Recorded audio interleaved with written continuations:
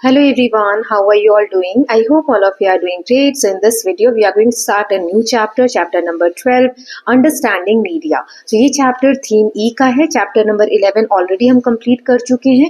Economic Life Around Us ये theme E है हमारा, ये chapter 12 का part 1 है, जो आपकी New NCERT class 7th Social Science की text book जो है Economic Society India and Beyond, उसमें से लिया गया है. So ये content sheet है. I hope जो chapters हमने अभी तक cover किए हैं, आप सभी लोगों ने वो देख लिए हैं.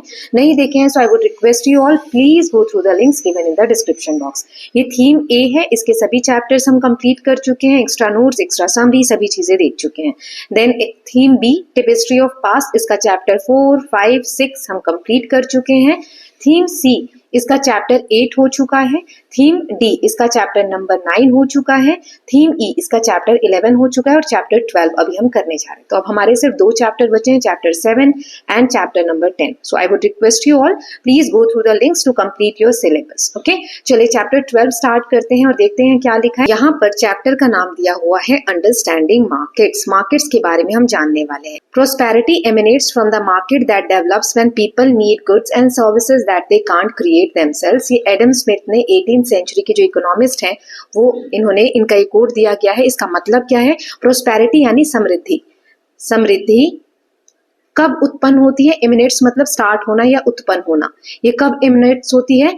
जब मार्केट डेवलप होता है. किस चीज के लिए मार्केट डेवलप होता है? लोगों की ऐसी जरूरतें, ऐसी सर्विसेज लोगों को प्रोवाइड करने के लिए, या गुड्स यानी सामान प्रोवाइड करने के लिए जो वो खुद नहीं बना सकते हैं. इसका मतलब क्या है? जब लोग अपनी जरूरत की हर चीज खुद नहीं बना पाते तो वो दूसरों से खरीदते हैं. इसी तरह वस्तुओं और सेवाओं का जब आदान प्रदान होता है, एक दूसरे से खरीदना बेचना होता है, और वहीं से आर्थिक प्रगति यानी इकोनॉमिक जो डेवलपमेंट है वो स्टार्ट होता है. जब लोगों को सामान जो चाहिए वो मार्केट में बनना स्टार्ट हो जाए, खरीदना बेचना स्टार्ट हो जाए, लोग खरीदें, सामान बनाने वाले और ज्यादा सामान बनाए, वहीं से समृद्धि आती है यानी प्रोस्पेरिटी आती है. तो इसमें मार्केट्स के बारे में कौन कौन से क्वेश्चंस को हम कवर करने वाले हैं, क्या क्या चीजें देखेंगे. What are markets and how do they function. Markets क्या होते हैं, कैसे फंक्शन करते हैं, रोल क्या है मार्केट का लोगों के जीवन में. What role does the government play in market. Government का क्या रोल है मार्केट में. And how can consumers assess the quality of goods and services they purchase. और कंज्यूमर कैसे असेस कर सकते हैं कि गुड्स जो खरीद रहे हैं वो या सर्विसेज जो परचेज कर रहे हैं उसकी क्वालिटी कैसी है. तो ये सारी चीजें आज के चैप्टर में हम जानेंगे.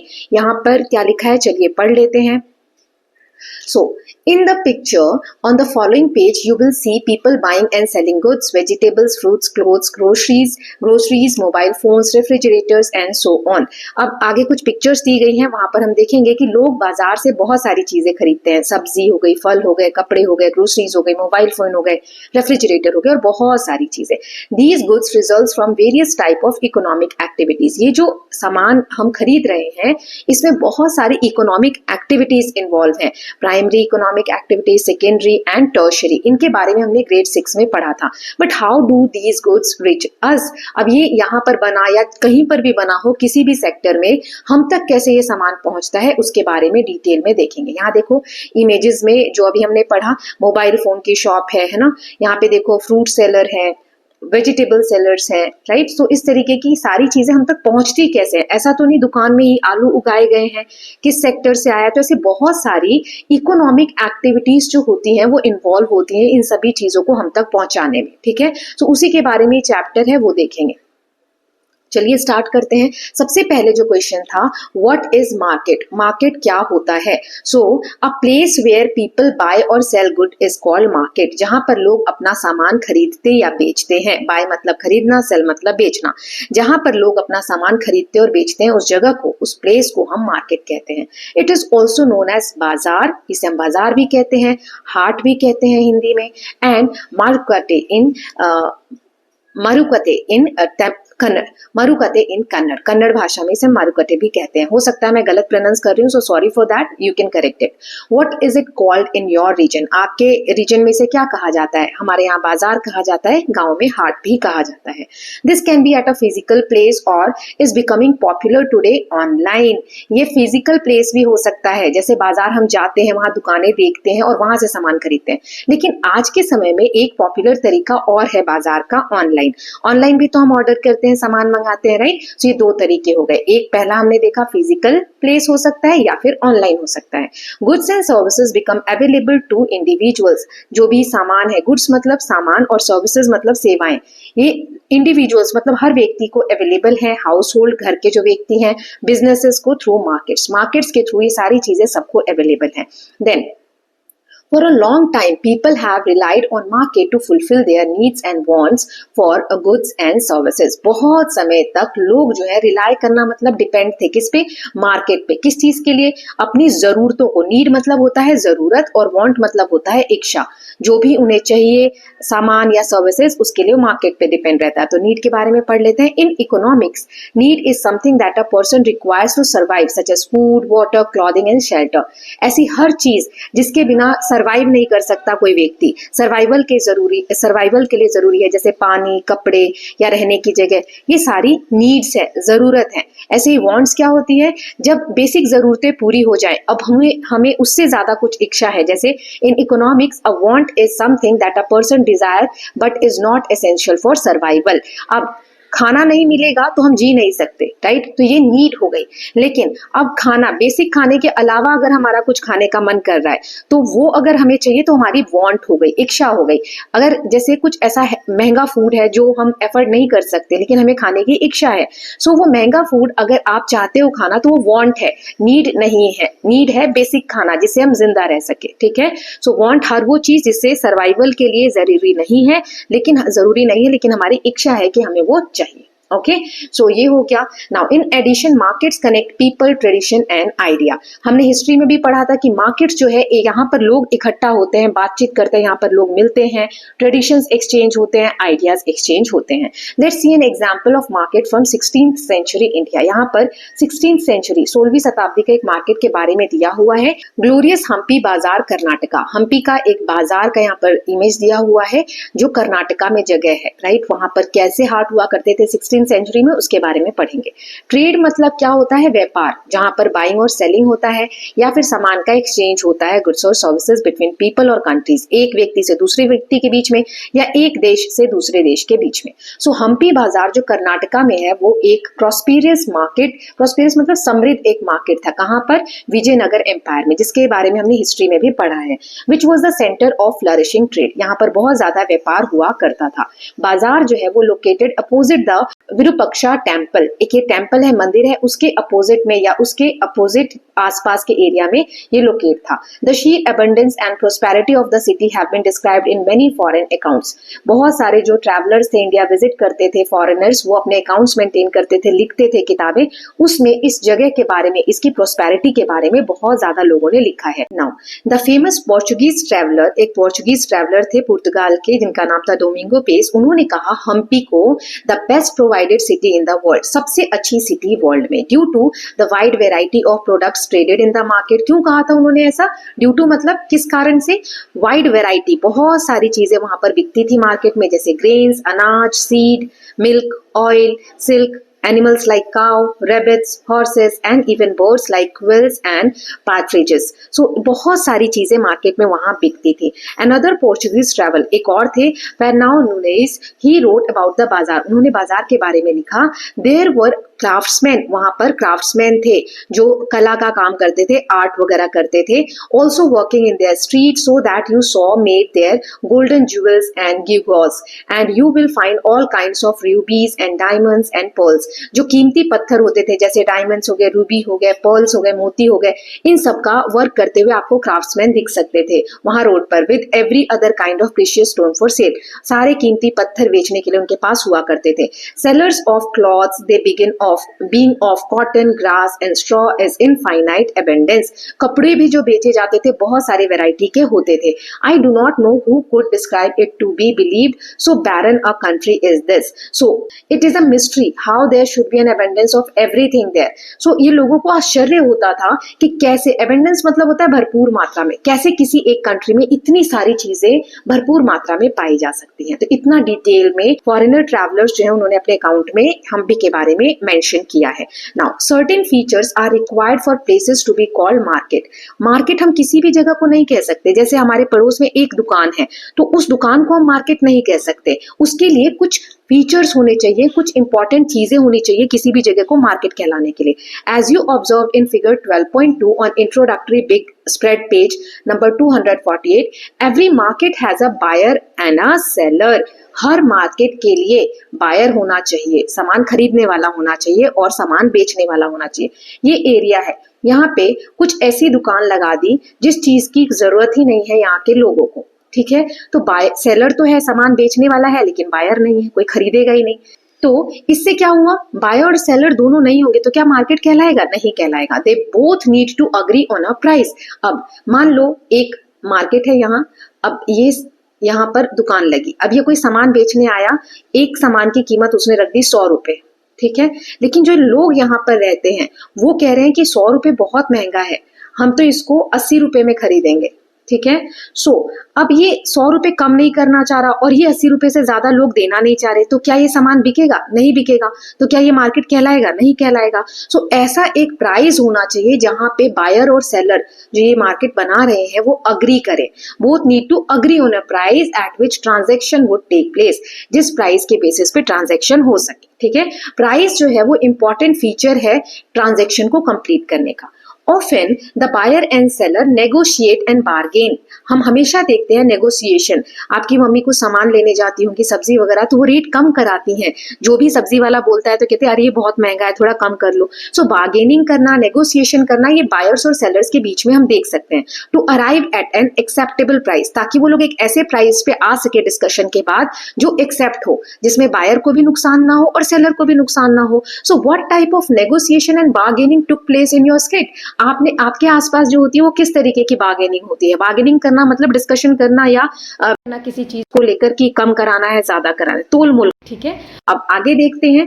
सो प्राइजेस एंड मार्केट्स, मार्केट्स में प्राइजेस का क्या रोल है, कैसे डिसाइड होता है, वो सब अब हम जानेंगे। What happen when there are many buyers and sellers in the market. अब एक ही मार्केट है, अब उसमें बहुत सारे बायर्स हो गए, खरीदने वाले ज्यादा हो गए और बेचने वाले कम है, या बेचने वाले ज्यादा हो गए, खरीदने वाले कम है। सो जब बायर्स और सेलर्स ज्यादा है या कम है, उस बेसिस पे डिसाइड होता है price. How do prices respond to how buyers and sellers interact in the market. अब ये जो प्राइसेस हैं बायर्स और सेलर्स किस हिसाब से होंगे मार्केट में, प्राइसेस किसी गुड का कितना होगा, तो यही मैंने आपको बताया कि बायर और सेलर किस तरीके से इंटरेक्ट कर रहे हैं मार्केट में, वो ही प्राइस डिसाइड करता है किसी भी प्रोडक्ट का। In the figure given below, एक फिगर आगे दिया हुआ है, अभी हम देखेंगे। Seller wants to sell the guavas at ₹80 per KG, however buyers may not willing to buy at that price. मान लो कि एक यहाँ पर देखो फोटो दिया हुआ है, मैं दिखा देती हूँ।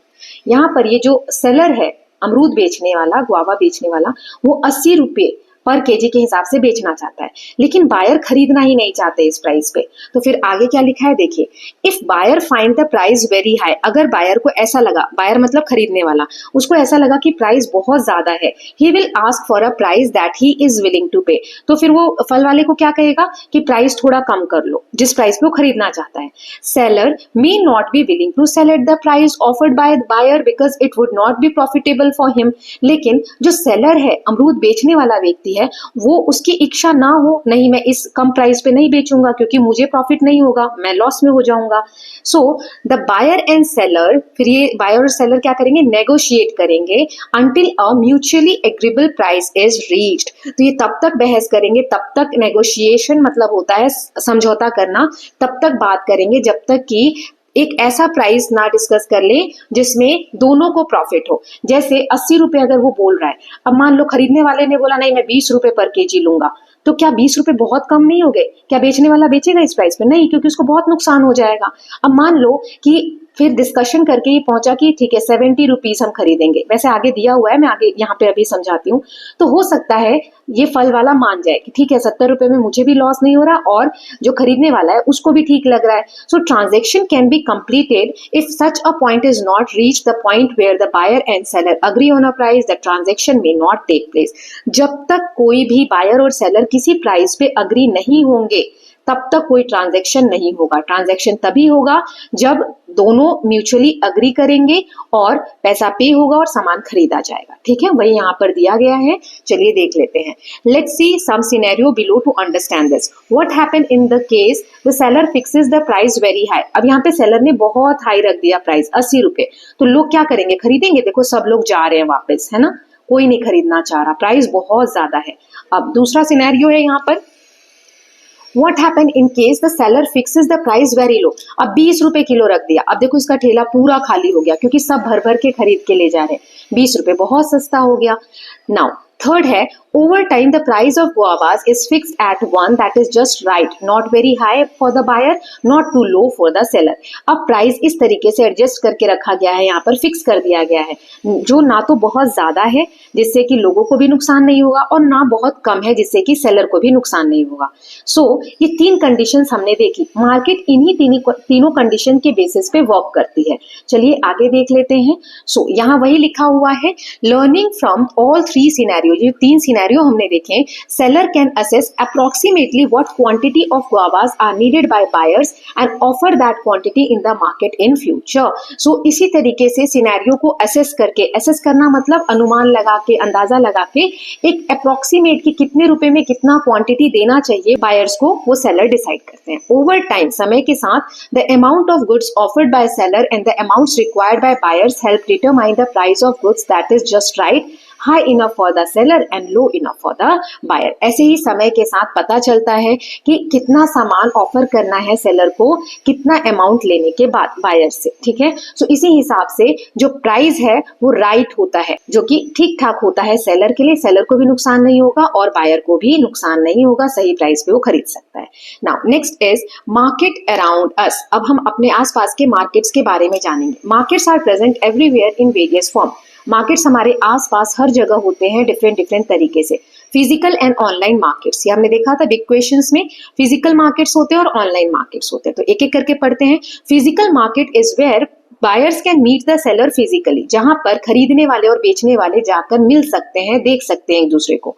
And purchase goods and services in exchange of money, और पैसा देकर सामान या सर्विसेज जो है वो खरीद सकते हैं। सर्विसेज क्या हो रहा है, बार बार आ रहा है। सामान तो कोई भी चीज जो आप खरीदते हैं, सर्विस जैसे कोचिंग क्लास जा रहे हो तो कोचिंग सर्विस प्रोवाइड कर रहे हैं आपको, वहां से क्या सामान लेकर आ रहे हो, फिजिकली तो आपको कुछ नहीं दिख रहा है, लेकिन टीचर सेवाएं दे रहे हैं, आपको पढ़ा रहे हैं ना। तो ऐसा कुछ भी आप खरीद रहे हैं तो मार्केट, फिजिकल मार्केट में आपको ये चीजें दिखती हैं, आप पैसे देकर गुड्स या सर्विसेज खरीद सकते हैं।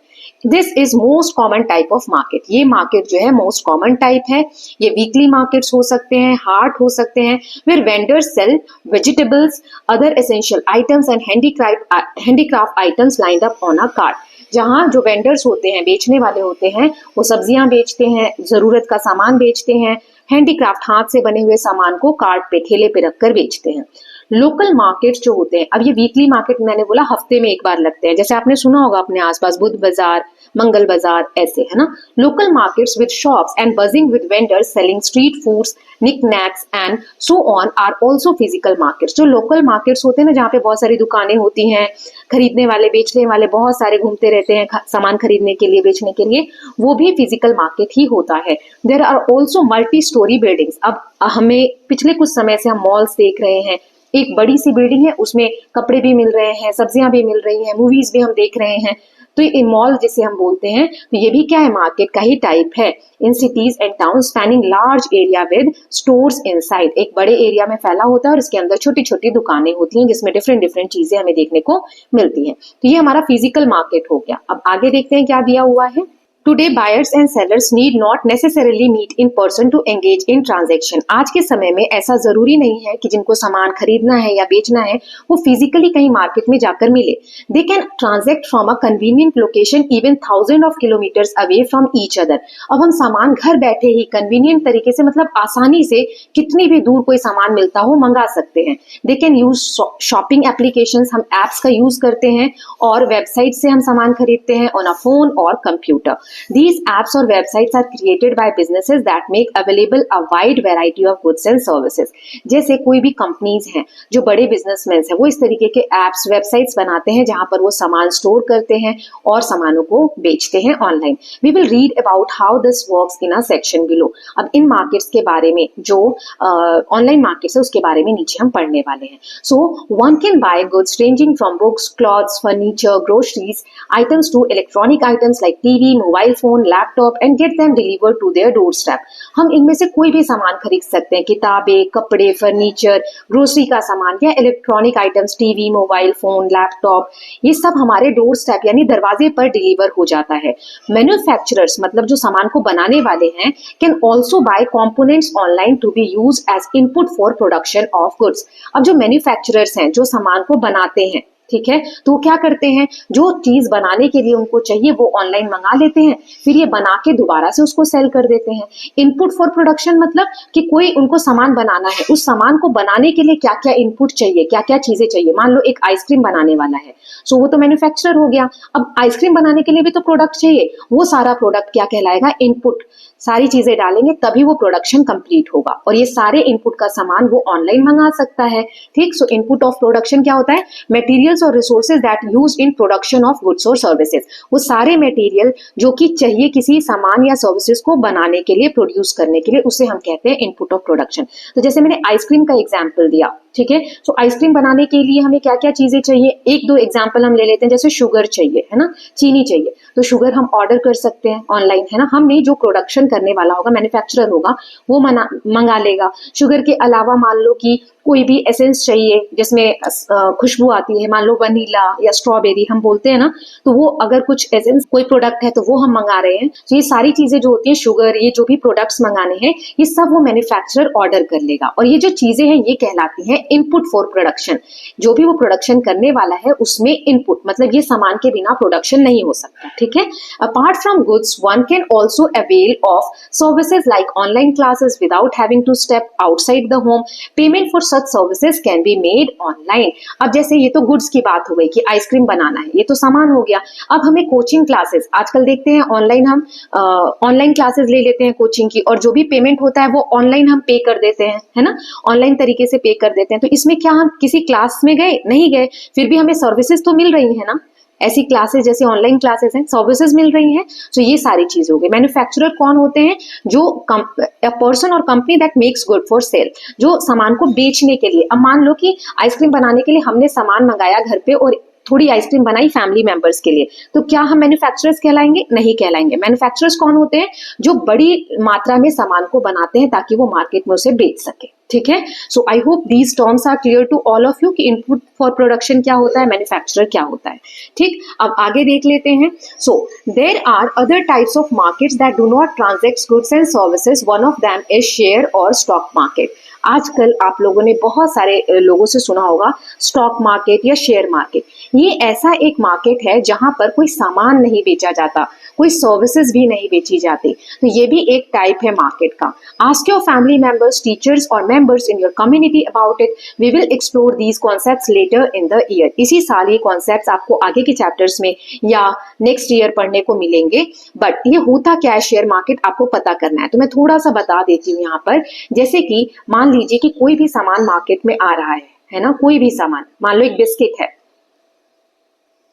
ठीक, सो बिस्किट को हम खरीद रहे हैं, वो किसी कंपनी का तो है, मान लो पार्ले जी है, मैं यहाँ पर एग्जांपल दे लेती हूँ, पार्ले जी है, इसका अपना एक, या हिंदुस्तान लीवर है, क्रीम्स वगैरह की एड आती है ना, तो हिंदुस्तान लीवर है, ये एक कंपनी है. अब ये कंपनी अपने शेयर्स बेचती है कि अब हमारी कंपनी में आके आप इन्वेस्ट करो और बदले में आपको प्रॉफिट का कुछ पार्ट मिलेगा. ठीक है, या बड़े होकर और अच्छे से समझेंगे. तो शेयर मार्केट क्या होता है, ये कंपनी का एक प्लेटफॉर्म है जहां पर हम जाकर उसके शेयर्स खरीद सकते हैं. ठीक है, हम पैसा लगाते हैं इस कंपनी में, हम उसके कुछ शेयर्स खरीद लेते हैं, और जब कंपनी को प्रॉफिट होता है तो जितने का हमने शेयर खरीदा है, जो हमारा रेशियो होगा, उसी रेशियो में हमको प्रॉफिट मिल जाता है. ठीक है, मान लो 2 शेयर खरीदे तो उस हिसाब से हमें मिलेगा प्रॉफिट. अगर कंपनी लॉस में जाती है तो जो हमने शेयर खरीदे हैं उतने ही रेशियो में हमें लॉस हो जाएगा.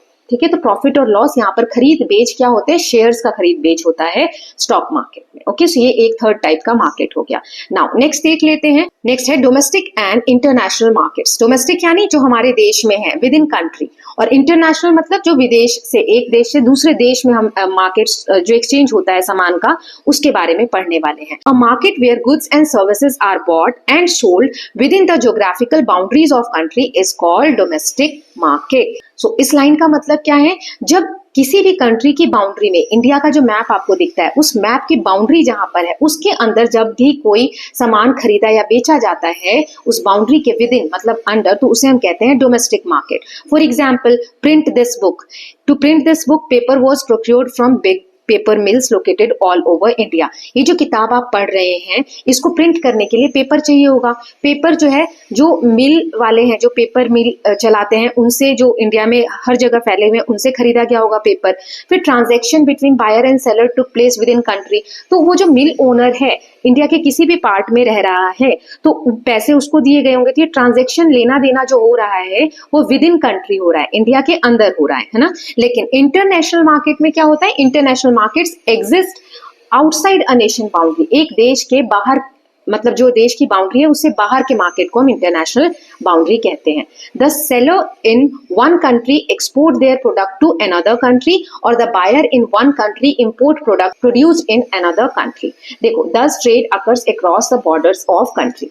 मान लो कि ये एक कंट्री है, इंडिया हम मान लेते हैं, मैप ड्रॉ नहीं कर रही हूँ, ऐसे ही लिख रही हूँ, ठीक है। इंडिया हो गया और यहां हम ले लेते हैं रशिया, ठीक है। अब कुछ सामान हम रशिया से मंगा रहे हैं, एरो देखो इधर है, मतलब इंडिया में सामान आ रहा है, और कुछ सामान हम रशिया को बेच रहे हैं, देखो रशिया की तरफ जा रहा है एरो, है ना।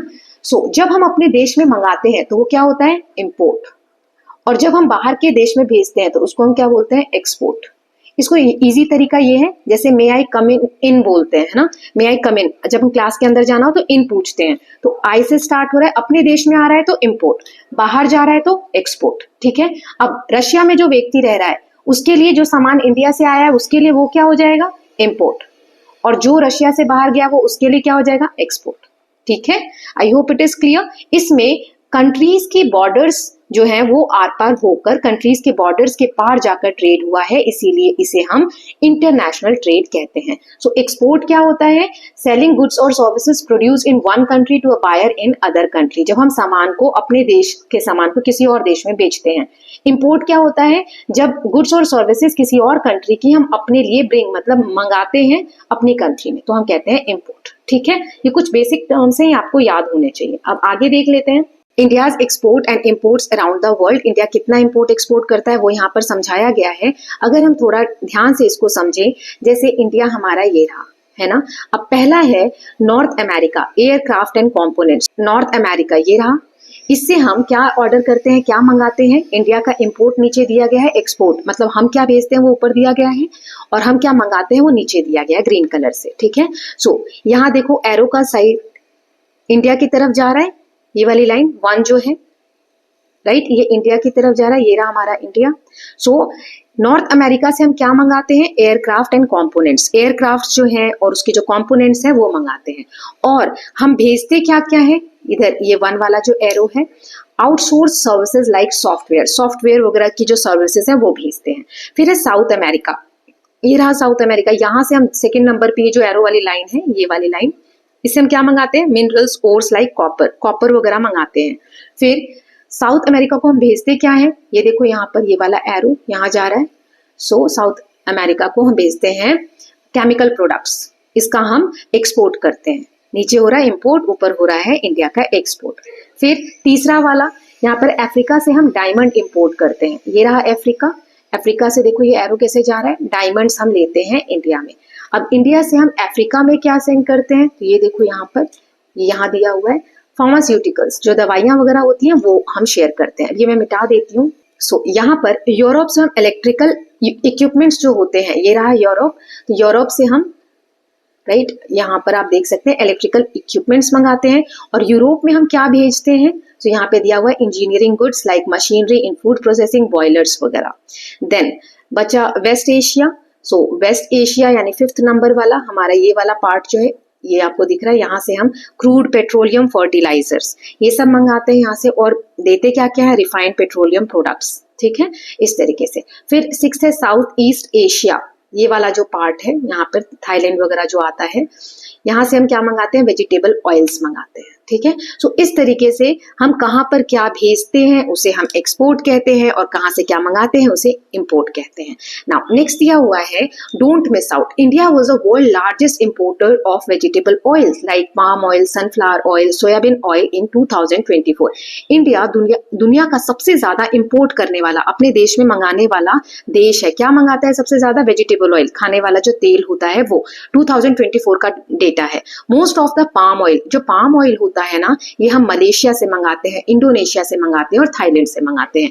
ये सारी कंट्रीज कहाँ पर आती हैं, ये जो मैंने आपको अभी बताया है ना, साउथ ईस्ट एशिया वाला रीजन, ठीक। सो ये फैक्ट दिया हुआ था कि इंडिया सबसे ज्यादा इंपोर्ट करता है वेजिटेबल ऑयल का। 2024 का डेटा है, थाईलैंड, मलेशिया यहाँ से। Now wholesale and retail market, अब ये क्या होता है, आप देखते होंगे जब आप अपने घर के आसपास जाते हैं तो एक पेंसिल का पैकेट है, और अगर आपको एक ही पेंसिल चाहिए तो वो दुकानदार आपको एक पेंसिल निकाल के दे देगा।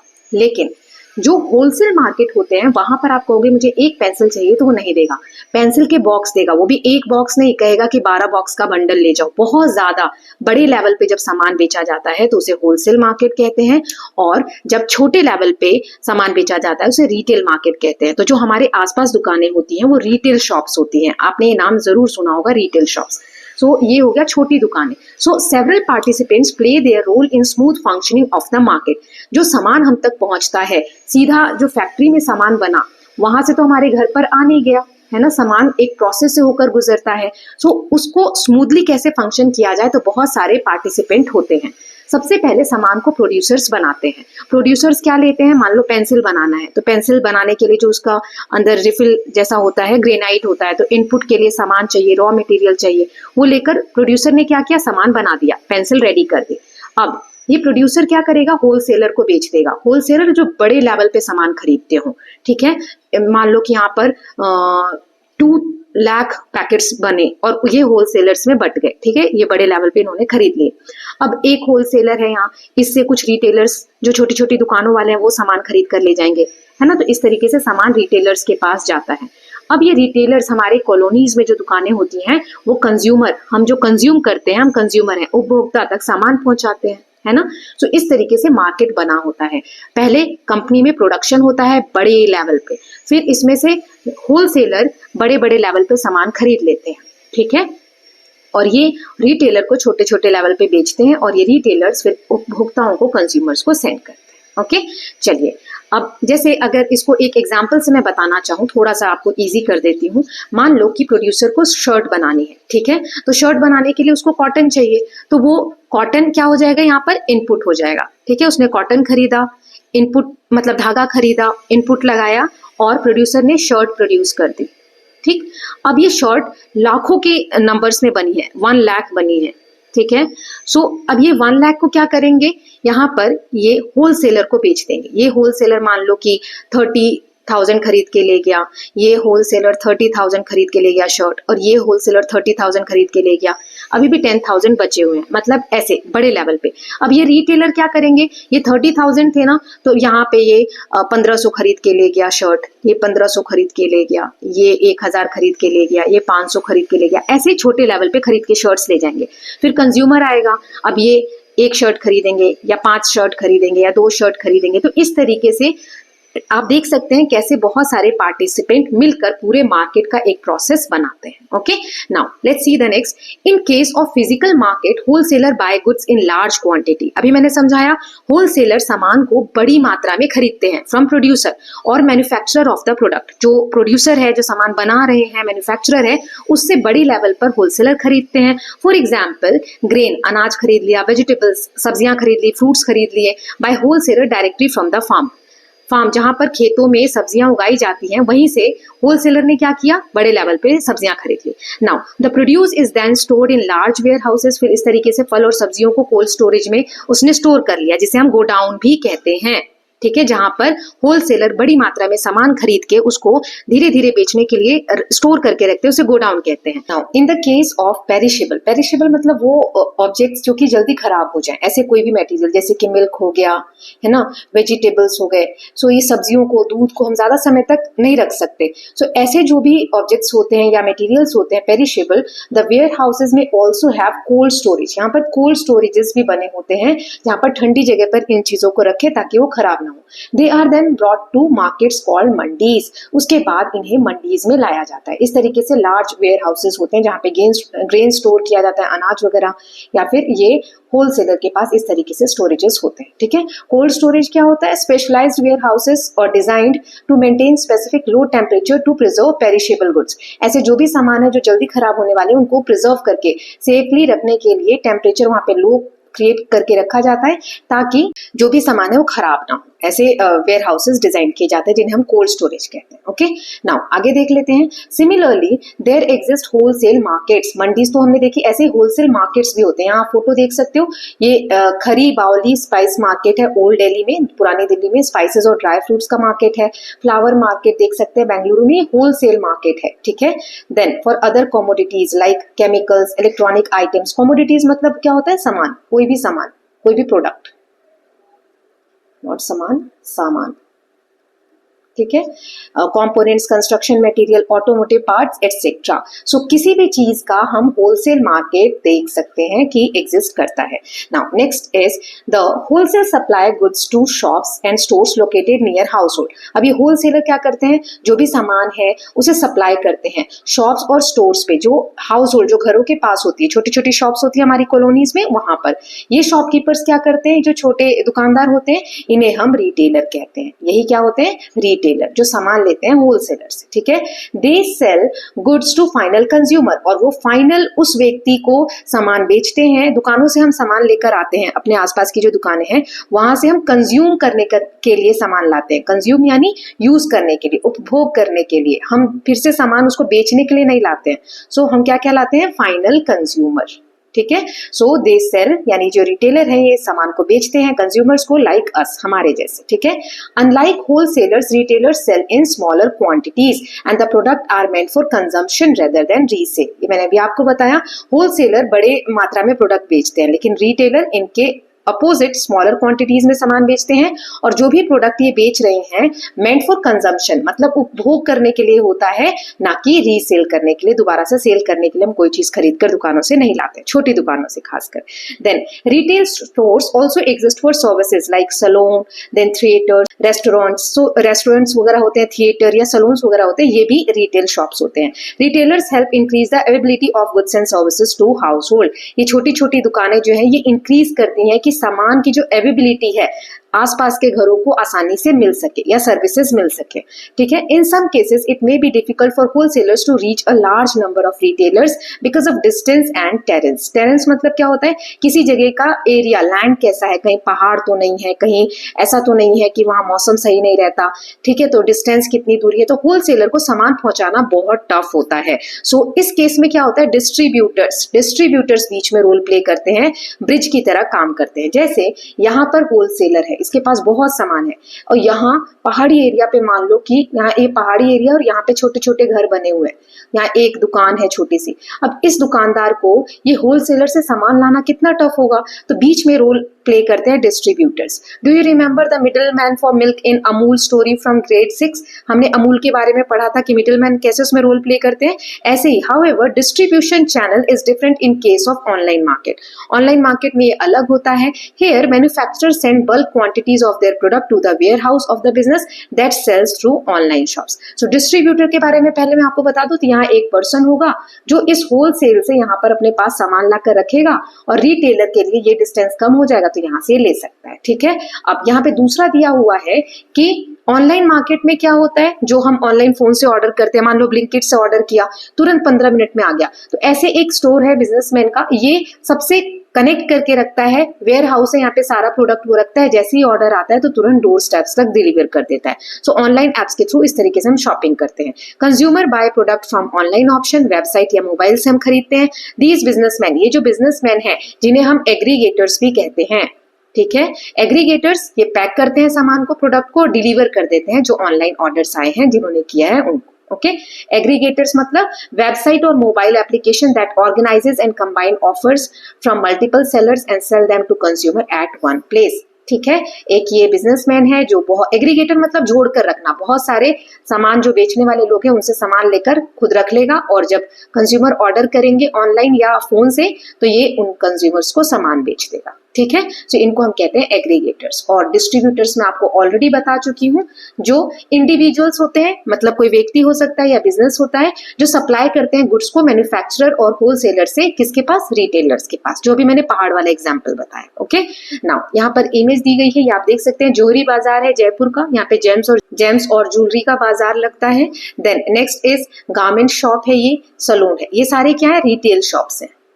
यहाँ से हम ज्यादा सामान नहीं खरीदते, एक भी ले सकते हैं और 2-3 भी ले सकते हैं, ज्यादा भी ले सकते हैं। ठीक है, बट बहुत ज्यादा सोचेंगे कि 100 पीस मिल जाए, 200 पीस मिल जाए तो थोड़ा टफ होता है। मॉल्स है, इसका भी हमने एग्जांपल देखा, फिर ग्रोसरी स्टोर्स है, ये रिटेल शॉप्स है ना, जो हमारे घर के आसपास होती है। नाउ यहाँ इमेजेस दी गई हैं, let's explore the chain of supply in physical market for textile market in Surat. Textile मतलब वो मार्केट जहाँ पर कपड़ों का बाजार लगता है, ये मार्केट्स है। तो ये क्या प्रोसेस है, कैसे ये चलता है, तो गुजरात के सूरत का एक एग्जाम्पल दिया गया है। एशिया की oldest textile market and the city famously known as textile hub. Gujarat का जो सूरत जगह है, ये पूरे एशिया में ये ओल्डेस्ट, सबसे पुरानी मार्केट है टेक्सटाइल का, ये टेक्सटाइल हब के नाम से जाना जाता है। Surat textile markets consist of thousands of factories manufacturing cotton and synthetic textile. यहाँ बहुत सारी फैक्ट्रीज हैं जहाँ पर ये सिंथेटिक टेक्सटाइल्स बनाए जाते हैं और कॉटन की भी टेक्सटाइल बनाए जाते हैं। इन the case of cotton textile, cotton का अगर बनाना है, सबसे पहले रॉ कॉटन जो होता है, इस तरीके से कपास की खेती होती है, वो मंडी से खरीदते हैं from nearby state like Maharashtra as well as from other parts of Gujarat Maharashtra से रॉ कॉटन खरीदा जाता है, फिर उसको फिनिश्ड फैब्रिक और garments after processing at various stages. इस तरीके से मशीनों में इस कॉटन को प्रोसेस करके धागा बनाया जाता है, धागे से शर्ट्स बनाई जाती हैं। वीविंग ऑन पावर लूम, फिर इस तरीके से पावर लूम पे शर्ट को बुना जाता है, डाई किया जाता है, कलर अलग अलग दिया जाता है, फिर प्रोडक्ट जो है move from one stage to another through the market for woven fabric. फिर इसके बाद ये मार्केट तक पहुंचता है, डाइड फैब्रिक, फिर फिनिश्ड प्रोडक्ट, साड़ी और रेडीमेड गारमेंट्स फॉर एग्जाम्पल। ठीक है, इस तरीके से सामान यहाँ से खेत से लेकर और हमारे हाथ तक कोई भी चीज पहुंचती है। नाउ द फिनिश्ड प्रोडक्ट, जो सबसे फाइनल हम यूज कर रहे हैं, उसे हम बोलते हैं finished product. The finished product from fabric is traded by manufacturing units in the wholesale market. फिर होलसेल एक important channel of supply as they oversee distribution of product to small shopkeepers। पहले मैन्युफैक्चरिंग ने shirt बनाया, manufacturing department ने, फिर ये wholesalers के पास आया, होलसेलर्स फिर छोटे छोटे स्मॉल शॉपकीपर्स के पास सामान पहुंचाते हैं and big retail stores across country and internationally, देश में विदेश में पहुंचाया जाता है। ठीक है, they also assess how much product is required by retailers. ये अंदाजा लगाते हैं, प्रोसेस करते हैं कि रिटेलर्स को, ये जो छोटे छोटे दुकानदार हैं, हिंदी में हम रिटेलर्स को खुदरा व्यापारी बोलते हैं, उन तक सामान पहुंचे। This helps maintain the stock of products with the manufacturer and ensure an uninterrupted supply of product to the end of consumer. क्यों रखते हैं ये ऐसा लेखा जोखा कि कितना सामान लग सकता है रिटेलर को, कितने शर्ट्स चाहिए होंगे या कितना टेक्सटाइल चाहिए होगा या कितना कोई सामान चाहिए होगा, ताकि ये जो मैन्युफैक्चरर्स हैं ये स्टॉक रख सके पहले से ही, कि मार्केट में अगर रिटेलर को चाहिए तो उसी वक्त थोड़ी बनाने जाएंगे, बना रहेगा तो जल्दी से भेज देंगे, ताकि कोई सप्लाई होने में, सामान को, प्रोडक्ट का सप्लाई होने में कोई इंटरप्शन ना हो। ठीक है, और एंड कंज्यूमर तक आसानी से पहुंच जाए, जो हम कंज्यूमर्स हैं उन तक आसानी से पहुंच जाए। ओके, नाउ ये यहाँ पर मैप देख सकते हैं आप, ये सूरत है गुजरात में। Supply of raw cotton from surrounding cotton clusters to Surat. ये जो सुंदर नगर है, जामनगर है, भावनगर है, अमरेली है, महाराष्ट्र का अमरावती, नागपुर, अकोला, वर्धा, यवतमल, देन आदिलाबाद, यहाँ से ये ऑरेंज आप देख सकते हैं एरो, सारा रॉ कॉटन जो है यहाँ पर सप्लाई होता है। ठीक है, फिर यहाँ दिया हुआ है कि ये जो ग्रीन कलर से है, सॉरी ये ब्लू जो लाइट कलर है, रिवर है, रिवर वाला एरिया है। ये डार्क जो है सूरत सिटी का दिखा रखा है। ये जो जिगजैग ऐसी लाइंस बनी हुई है, ये रेलवे लाइन है, देखिए कैसे कनेक्ट किया गया है, और ये रोड्स है, ये जो ब्लैक आपको लाइन दिख रही है। सो पूरा सूरत जो है कनेक्ट है ट्रेडिंग पर्पज से, राइट। ये एक शॉप आप देख सकते हैं, a wholesaler warehouse of fabric, कपड़ों का इस तरीके से वेयर हाउस होता है जहां पर कपड़े स्टॉक में रखे जाते हैं। Now don't miss out, apart from textile, textile के अलावा Surat is home to largest diamond industry in the world. World की सबसे बड़ी डायमंड इंडस्ट्री भी सूरत में है। ठीक है. Then approximately 1.5 million artisans are involve in activities like cutting and polishing diamonds on a gigantic level. मतलब बहुत बड़े लेवल पे 1.5 मिलियन आप देख सकते हैं लोग इन्वॉल्व हैं इस प्रोसेस में, डायमंड की कटिंग में, पॉलिशिंग में. Trade flourished here from 16th century onwards. The city's location on the west coast led to the setting up of ports and road networks and continue to be the important city. अभी हमने देखा कि आज के समय में वहां पर किस तरीके से रोड के नेटवर्क, फिर रेलवे लाइन्स ये बनाई गई हैं ताकि व्यापारी जो है एक जगह से दूसरी जगह इजिली आकर और ये व्यापार से रिलेटेड चीजें कर सके. Communities of experts, artisan and skilled person have lived here for centuries. Their skills have been passed on over generation, making it a flourishing city. यहाँ पर जनरेशन टू जनरेशन चीजें पास ऑन हो रही हैं. जो स्किल पर्सन है अपने skills को, हुनर को एक जनरेशन से दूसरे जनरेशन में पास ऑन कर रहे हैं. Can you spot the port, highway, railway network? हमने ये मैप में ऑलरेडी मैंने आपको दिखा दिया है. Okay, so with this students इस चैप्टर का हमने पार्ट 1 देख लिया है. मार्केट्स के बारे में हमने बहुत सारी चीजें डिटेल में देखी. आगे का पार्ट अब हम नेक्स्ट वीडियो में देखेंगे. So I hope all of you are loving these videos. If you are doing so please like and share it and don't forget to subscribe Kalyan TV channel for more such videos. Thank you so much.